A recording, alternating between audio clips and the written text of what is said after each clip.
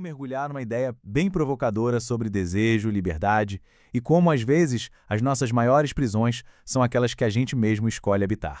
Bom, o ponto de partida é um paradoxo, que está nessa frase. Nem todo desejo que prende é imposto. Uma ideia que já chega nos convidando a olhar para dentro e questionar de onde vêm as nossas amarras. E aí a coisa fica mais profunda. A captura não vem pela força, mas sim pelo conforto. Alguns desejos nos capturam porque nos dão segurança. Sabe, é aquela promessa de um porto seguro que, muitas vezes, acaba virando a nossa própria cela.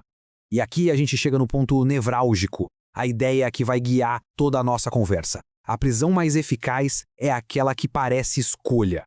Vamos falar sobre essas limitações que a gente se impõe, muitas vezes acreditando que estamos, na verdade, exercendo a nossa liberdade. Ok, mas para a gente entender como é que esse processo começa, a gente precisa olhar para as recompensas da captura. Afinal, por que aceitamos essas prisões que parecem tão confortáveis? A pergunta que não quer calar é essa. Por que alguém aceita ser capturado? O que tem de tão atraente nessa condição para que a gente se entregue de forma quase voluntária? E o ponto crucial é que a captura não começa como algo negativo, sabe? Muito pelo contrário. Ela se inicia como um verdadeiro sistema de recompensas, oferecendo benefícios bem concretos. Primeiro, vem o reconhecimento, depois a estabilidade, em seguida, um sentido para a vida e, por fim, um lugar no mundo. Essa frase resume a dinâmica com perfeição. Antes de capturar, o desejo recompensa. É justamente essa fase de reforço positivo, de ganhos que são muito claros, que nos atrai e nos prende a uma estrutura. E é aqui que está o pulo do gato. O problema em si não é ter uma forma, sabe? Não é ser capturado por um projeto, um relacionamento. O problema de verdade aparece quando a simples ideia de variar, de mudar um pouco essa forma, se transforma numa ameaça existencial. Isso tudo nos força a repensar o que é liberdade de verdade. E a nova definição é essa. Liberdade é, fundamentalmente, o poder de variar. Liberdade, por essa ótica, não é a ausência total de estrutura. Não é poder fazer o que der na telha a qualquer momento. É algo bem mais sutil e mais poderoso. É a capacidade de variar a própria forma. É manter o poder de mudar a estrutura que se habita. Olha só como o contraste entre um desejo livre e um desejo capturado deixa tudo claro. O desejo livre pode mudar, ele pode redistribuir energia e até aceitar algumas perdas. Já o desejo capturado, ele tem outras exigências. Ele precisa manter a forma, sustentar a estrutura e, o mais importante, se justificar o tempo todo. Nossa, isso aqui é genial. A pressão não é para obedecer uma força de fora. A captura não chega e diz, faça isso. Pelo contrário, ela exige coerência. Ela sussurra no nosso ouvido. Continue sendo quem você sempre foi. A pressão é para ser consistente com a identidade que a gente construiu. Então, tá. Como analisar a própria situação? Para isso, existem algumas ferramentas, ou melhor, algumas perguntas para a potência. Um kit de ferramentas bem funcional para a autoanálise. A primeira pergunta nos convida a avaliar se um desejo ainda está criando, se ele ainda expande a vida.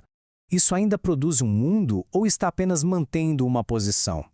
É uma questão sobre criar versus defender. A segunda pergunta foca no nosso poder de agir. Isso aumenta a potência ou apenas organiza o controle? Ou seja, esse compromisso está aumentando a capacidade de afetar o mundo ou só gerenciando uma situação estática para que nada mude? E a pergunta final vai direto no coração do medo. Se alguém variasse agora, o que seria perdido? Potência ou identidade? O medo é de perder a capacidade de agir ou é de perder a imagem que se construiu sobre si? Isso ilustra de forma brilhante a mensagem principal. Não se trata de um julgamento moral. Não é sobre certo ou errado. É uma análise funcional. Funciona? Aumenta a vida ou só a contém?